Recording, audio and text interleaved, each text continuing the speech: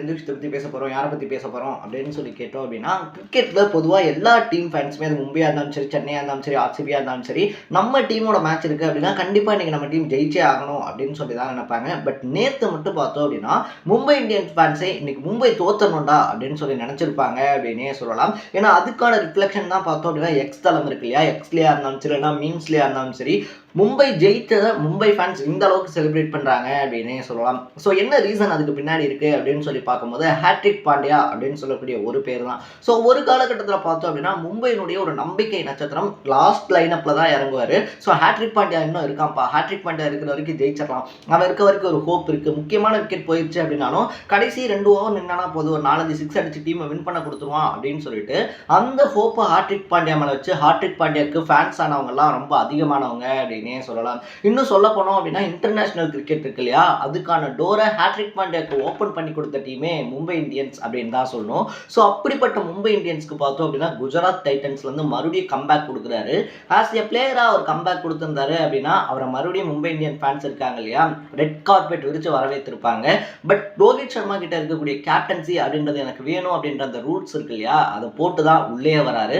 அந்த இடத்துல தான் இந்த ப்ராப்ளம் அப்படின்றது ஸ்டார்ட் ஆகுது அப்படின்னே சொல்லலாம். ஸோ ரோஹித் சர்மா கிட்ட இருந்து கேப்டன்சி அப்படின்றது பார்த்தோம்னா திடுதிப்புன்னு ஒரு நாள் ஹாட்ரிக் பாண்டியா இருக்கார் இல்லையா, அவர் கைகளில் கொடுக்கப்படுது. மும்பை டீமை பொறுத்த வரைக்குமே பார்த்தோம் அப்படின்னா இது வந்துட்டு முன்னாடியே ரோஹித் சர்மா கிட்ட சொல்லியாச்சு, ரோஹித் சர்மா கிட்ட நாங்கள் டிஸ்கஸ் பண்ணியாச்சு அப்படின்னு சொல்றாங்க.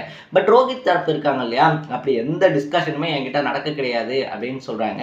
அந்த இடத்துலயே பார்த்தோம் அப்படின்னா மும்பை ஃபேன்ஸ் எல்லாருமே கொதிச்சு எழுறாங்க, என்னடா ஒரு இவ்வளோ பெரிய ஃப்ரான்ச்சைஸாக இருக்கீங்க, அந்த ஃப்ரான்ச்சைஸுக்கு பார்த்தோம் அப்படின்னா 5 டைம் ஐபிஎல் கப் ஒரு பையன் வின் பண்ணி கொடுத்துருக்கான், ரிக்கி பாண்டிங் இருக்கார் இல்லையா, ரிக்கி பாண்டிங்கால முடியாத ஒரு விஷயம். அது மட்டும் இல்லாமல் பார்த்தோம் அப்படின்னா நம்ம சச்சின் இருக்கார் இல்லையா, சச்சின் டெண்டுல்கரால முடியாத ஒரு விஷயம். ஸோ இந்த மாதிரி பெரிய பெரிய ஜாம்பவான்கால முடியாத ஒரு விஷயத்தை பார்த்தோம் அப்படின்னா ஒரு சின்ன பையன் 5 டைம் கப் அப்படின்றத வின் பண்ணி கொடுத்துருக்காரு. அப்படிப்பட்ட ஒருத்தர்கிட்ட இருந்து பார்த்தோம் அப்படின்னா இப்படிதான் கேப்டன்சி அப்படின்றத கேவலமா புடுங்குவீங்களா அப்படின்னு சொல்லிட்டு எல்லாருமே கழுவி ஊத்துறாங்க. அப்பயே பார்த்தோம் அப்படின்னா ஹாட்ரிக் பாண்டியா இருக்கார் இல்லையா, அவருக்கு எதிரான கோஷங்கள் அப்படின்றதும் எழ ஆரம்பிச்சிச்சு அப்படின்னே சொல்லலாம். ஸோ இது எங்க வந்து முத்துது அப்படின்னு சொல்லி பார்த்தோம் அப்படின்னா ஒரு ப்ரெஸ் மீட் நடத்துறாங்க மும்பை இந்தியன்ஸ் சார்பா. அந்த பிரஸ் மீட்ல கேப்டன்சி பத்தியும் ரோஹித் சர்மா இருக்கார் இல்லையா, அவரை பத்தி கொஸ்டின்ஸ் அப்படின்றது ஹாட்ரிக் பாண்டியா முன்னாடி வைக்கப்படுது. மும்பை டீம் மேனேஜ்மெண்ட் இருக்காங்க இல்லையா, அவங்க முன்னாடியும் வைக்கப்படுது.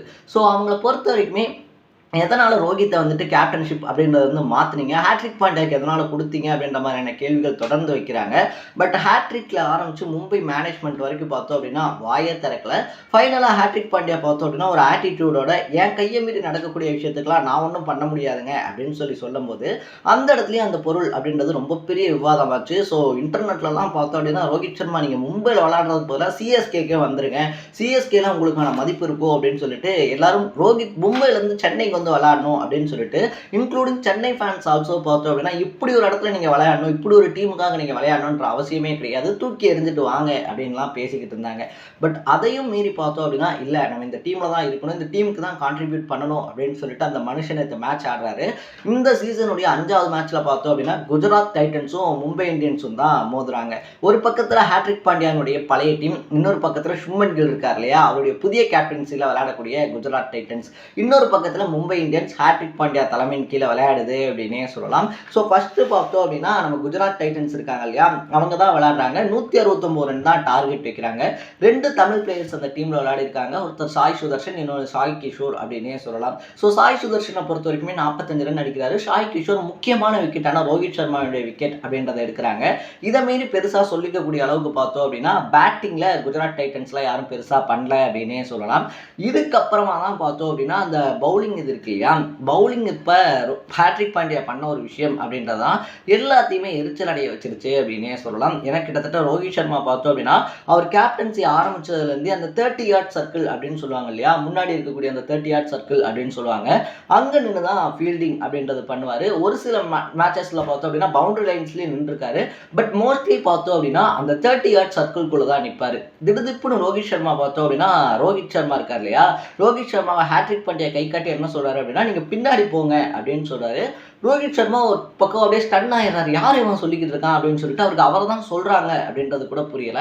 யார் இவன் சொல்லிக்கிட்டு இருக்கான் அப்படின்னு சொல்லி பின்னாடி திரும்பி பார்க்கும்போது பின்னாடி யாருமே இல்லை. என்னையா அப்படின்னு சொல்லி ஒரு வெள்ளந்தியான சிரிப்போட கேட்கிறாரு, என்னையா போ சொல்ற அப்படின்ட்டு. ஆமா உங்களை தான், லாங் ஆன் போங்க அப்படின்னு சொல்லி ஹாட்ரிக் பாண்டியா சொல்றாரு.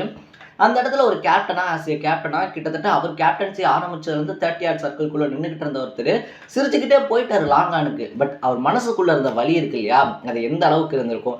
அந்த இடத்துல அவரால் எதுவுமே திருப்பி பேசவும் முடியல, என்ன பண்ணுறது அப்படின்னு சொல்லியும் தெரில. சரி ஓகே, இந்த இடத்துல நம்ம எதுவுமே பண்ணிடக்கூடாது அப்படின்னு சொல்லிட்டு சிரிச்சுட்டே போகிறாரு லாங்கானுக்கு. லாங்கான் போய் நிற்கும் போது பார்த்தோம் அப்படின்னா அங்கே இல்லை, இங்கே வாங்க அப்படின்னு சொல்லிட்டு ரோஹித்தை இன்னும் அலக்கழிக்கிறாரு. இந்த வீடியோ கிளிப்பிங்ஸ்லாம் பார்த்தோன்னா நேற்று நைட்டு இன்டர்நெட்டில் செம்ம வைரல் ஆகுது. எல்லாரும் ஹேட்ரிக் பாண்டியாவை கழுவி ஊற்றுறாங்க அப்படின்னே சொல்லலாம். இது மட்டும் இல்லாமல் மேட்ச் ஸ்டார்ட் ஆகும்போது டாஸ் போட ஆரம்பித்ததுலேருந்து மேட்ச் முடிகிற வரைக்கும் பார்த்தோம் அப்படின்னா கிட்டத்தட்ட 12 டைம் நம்ம ஹேட்ரிக் பாண்டியா இருக்கார் இல்லையா, அவருக்கு அகெயின்ஸ்டான சான்ஸ் அப்படின்றது எழுப்பப்படுது. ஸோ அவருக்கு அகெயின்ஸ்டான கோஷங்கள் அப்படின்றத ஃபேன்ஸ் தொடர்ந்து பார்த்தோம் அப்படின்னா மும்பை இந்தியன்ஸோடைய ஃபேன்ஸ் கத்திக்கிட்டே இருக்காங்க. இந்த மேட்ச்சுக்கு நடுவில் ஒரு நாய் பார்த்தோம் அப்படின்னா கிரவுண்டுக்குள்ளே ஓடி போகுது. அந்த நாயை பார்த்து எல்லாருமே ஹேட்ரிக் பாண்டியா அப்படின்னு சொல்லி கத்த ஆரம்பிக்கிறாங்க. அந்த அளவுக்கு பார்த்தோம் அப்படின்னா ஹேட்ரிக் பாண்டியா மேலே வெறுப்பா அப்படின்னு சொல்லி கேட்டோம்னா கண்டிப்பாக கிடையாது. ரோஹித் சர்மா மேலே இருக்கக்கூடிய பாசம் அப்படின்னே சொல்லலாம். ஸோ ப்ராப்பராக பார்த்தோம் அப்படின்னா Chennai super kings league captaincy அப்படின்றது மாற்றப்பட்டிருக்கு, குஜராத் டைட்டன்ஸ் லீக் கேப்டன்சி அப்படின்றது மாற்றப்பட்டிருக்கு. எல்லா டீம்லையுமே இந்த கேப்டன்சி அப்படின்றது மாற்றுறது தான். ஆனால் அந்த மாற்றக்கூடிய விதம் இருக்கு இல்லையா, இதே தான் சென்னை சூப்பர் கிங்ஸ்லேயும் பண்ணாங்க. தோனி கிட்ட இருந்து கேப்டன்சி அப்படின்றது புடுங்கப்படலை, தோனி கேப்டன்சியை ருத்ராஜ் கையில் கொடுத்தாரு. ஸோ ருத்ராஜும் பார்த்தோம் அப்படின்னா நம்ம கிட்ட கேப்டன்சி வந்துருச்சு, நம்ம தான் பெரிய டான், நம்ம என்ன வேணாலும் பண்ணலாம் அப்படின்னு சொல்லி கிடையாது. அவர் ப்ரெஸ் மீட்லேயே பார்த்தோம் அப்படின்னா இந்த கேப்டன்சியை பற்றி எனக்கு ப்ரெஷரே கிடையாது. ஏன்னா எனக்கு பின்னாடி பார்த்தோம் அப்படின்னா என் தலை இருக்காரு, தோனி இருக்காரு, ஜடேஜா இருக்காரு, அது மட்டும் இல்லாமல் ரஹானே இருக்காரு, இந்த மாதிரி மூத்த பிளேயர்ஸ்லாம் இருக்காங்க. ஸோ நான் கூலாக தான் விளையாட போகிறேன் அப்படின்னு சொல்லிட்டு அந்த மூத்த பிளேயர்ஸ்க்கு தர வேண்டிய மரியாதை இருக்கு இல்லையா, அதை பர்ஃபெக்டாக கொடுக்குறாரு அப்படின்னே சொல்லலாம். இன்னும் சொல்ல போனோம்னா ஃபீல்டிங் செட் பண்ணிட்டு ஒவ்வொரு டைம் தோனியை பார்த்து இது ஓகேவா, ஏதாவது சேஞ்ச் பண்ணுவா அப்படின்னு சொல்லிட்டு ஆஸ் ஏ சீனியராக அவருக்கு கொடுக்க வேண்டிய மரியாதை இருக்கு இல்லையா, அதை ரொம்பவே சூப்பராக கொடுத்துருந்தாரு. ஒரு டீம் கேப்டனாக இருந்து வின் பண்ணி காமிச்சிருந்தாரு. பட் அதில் ஒரு விஷயத்தை கூட பார்த்தோம் அப்படின்னா ஹேட்ரிக் பாண்டியா பண்ணலை அப்படின்னு தான் சொல்லணும். ஏன்னா ரோஹித் சர்மா இருக்கார் இல்லையா, அவரோட பெருசாக வந்துட்டு எதுவுமே கலந்து ஆலோசிக்கவும் இல்லை. இன்னொன்று அவரே முதல்ல மதிக்கல, அந்த 30 யார்ட் சர்க்கிள்லேருந்து பின்னாடி தூக்கி போட்டாரு. எல்லாத்தையுமே அவருடைய இஷ்டத்துக்கு மாற்றினது அப்படின்றது மும்பை டீம் இருக்காங்க இல்லையா, அவங்களுடைய தோல்விக்கு ஒரு முக்கியமான காரணம் அப்படின்னு சொல்கிறாங்க. ஏன்னா 169 ரன்லாம் மும்பையால் அடிச்சிட முடியாதா அப்படின்னு சொல்லி கேட்டோம்னா ஈஸியாக அடித்து ஜெயிக்கக்கூடிய ஸ்கோர் தான். பட் நம்ம ஹேட்ரிக் பாண்டியா பண்ண தப்புகள் இருக்கு இல்லையா, அதனால தான் மும்பை 6 விக்கெட் வித்தியாசத்தில் தோத்தாங்க அப்படின்னு சொல்லப்படுது. ஏன்னா பும்ரா மாதிரியான பவுலர்ஸ்லாம் பார்த்தோம் அப்படின்னா ஸ்டார்டிங் அட்டாக்ல கொடுக்கணும்னா அந்த பவர் பிளேலலாம் பார்த்தோம் அப்படின்னா அடிச்சிடலாம் அப்படின்னு சொல்லிட்டு பேட்ஸ்மேன்ஸ் உள்ளே இறங்கி வருவாங்க. ஸோ அந்த மாதிரியான டைமில் பார்த்தோம்னா பும்ரா கையில் பால் கொடுக்குறோம் அப்படின்றது கரெக்டாக இருக்கும். பட் அந்த மாதிரி டைமில் ஒரே ஒரு ஓவரை கொடுத்துட்டு லாஸ்ட் டைமில் கொண்டு போய் பும்ரா கையில் 3 ஓவரை கொடுத்ததா இருந்தாலும் சரி, இல்லைனா தோனி மாதிரி ட்ரை பண்ணுறேன் அப்படின்னு சொல்லிட்டு லாஸ்ட் லைனப் இருக்கு இல்லையா, அதில் ஹேட்ரிக் பாண்டியா இறங்கினதா இருந்தாலும் சரி, அது வந்து தான் மும்பைக்கு பேக் ஃபயர் ஆயிருக்கு அப்படின்னு சொல்றாங்க. ஏன்னா இதுக்கு முன்னாடி பார்த்தோம் அப்படின்னா நம்ம குஜராத் டைட்டன்ஸ் இருக்கு இல்லையா, குஜராத் டைட்டன்ஸ்லாம் இருந்தப்ப 4th இறங்குவார், 4th பிளேஸ்ல இறங்குவார். அந்த மாதிரி இன்கேஸ் நேற்று இறங்கியிருந்தாரு அப்படின்னா கொஞ்சம் ஸ்டேபிள் ஆகிட்டு கேம் அப்படின்றத கொண்டு போயிருக்க முடியும். பட் லாஸ்ட் லைனப்ல வரேன், டோனி மாதிரி ட்ரை பண்றேன் அப்படின்னு சொல்லிட்டு அந்த ஸ்ட்ராட்டஜி பண்ணதும் மும்பையினுடைய தோல்விக்கு ரொம்ப முக்கியமான காரணம் அப்படின்னு சொல்றாங்க. இதை தாண்டி பார்த்தோம் அப்படின்னா ரோஹித் சர்மா மட்டும் கிடையாது, பும்ராவாக இருந்தாலும் சரி, இல்லை சூரியகுமார் யாதவாக இருந்தாலும் சரி, இந்த மாதிரி டீமில் இருக்கக்கூடிய சீனியர் பிளேயர்ஸ் இருப்பாங்க இல்லையா, எல்லாருமே வந்துட்டு ஹேட்ரிக் பாண்டியா மேலே அதிருப்தியில் இருக்காங்க அப்படின்னு சொல்கிறாங்க. இன்னொரு வீடியோ கூட என்ன வைரல் ஆகுது அப்படின்னு சொல்லி பார்த்தோம்னா மேட்ச்லாம் முடிஞ்சதுக்கப்புறமா ரோஹித் சர்மா பின்னாடி வந்து ஹேட்ரிக் பாண்டியா கட்டி பிடிக்கிறாரு. ரோஹித் சர்மா என்ன பண்ணுறாரு அப்படின்னா அப்படியே தள்ளி விட்டுட்டு ஏதோ பேசிட்டு அவர் பாட்டுக்கு போயிடுறாரு. மனசுக்குள்ள அந்த அளவுக்கு வலி. அதுக்கடுத்த வீடியோ கிளிப்பிங்கில் பார்த்தோம் அப்படின்னா பும்ரா இருக்கார் இல்லையா, பும்ரா, ரோஹித் சர்மா இவங்க எல்லாம் சீரியஸாக ஏதோ ஒரு விஷயம் அப்படின்றத பத்தி பேசுறாங்க. ஆல்மோஸ்ட் அந்த மேட்ச் முடிஞ்சதுக்கு அப்புறமா பார்த்தோம் அப்படின்னா எந்தெந்த இடத்துல எந்தெந்த தப்பு நடந்துச்சு, அதை ஏன் பண்ணணும், ஏன் பண்ணாம இருந்திருக்கணும் அப்படின்னு சொல்லிட்டு எந்த விதமான விஷயத்தையுமே பார்த்தோம் அப்படின்னா ஹேட்ரிக் பாண்டியா இருக்கார் இல்லையா, கூலா பார்த்தோம்னா அதை எடுத்துக்கிட்டு நம்ம டீம் பிளேயர்ஸோட பேசுவோம் அப்படின்ற மைண்ட் செட்லாம் இல்லாம பிரஸ் மீட்டுக்கு போறாரு. அங்க போயிட்டு என்ன சொல்றாருன்னா நாங்க வந்துட்டு இதை அடிச்சு ஜெயிச்சிட முடியும் அப்படின்னு சொல்லி நினைச்ச ஒரு ஸ்கோர் தான். பட் எங்க பேட்ஸ்மேன்ஸ் பார்த்தோம் அப்படின்னா ஒரு அளவுக்கு குறிப்பிட்ட அளவுக்கு ரன் அப்படின்றத அடிக்க தவறி விட்டாங்க. கடைசி கட்டத்தில் பார்த்தோம் அப்படின்னா கொஞ்சம் சொதப்பிட்டாங்க அப்படின்ற மாதிரி பிரஸ் மீட்டை கொடுக்குறாரு.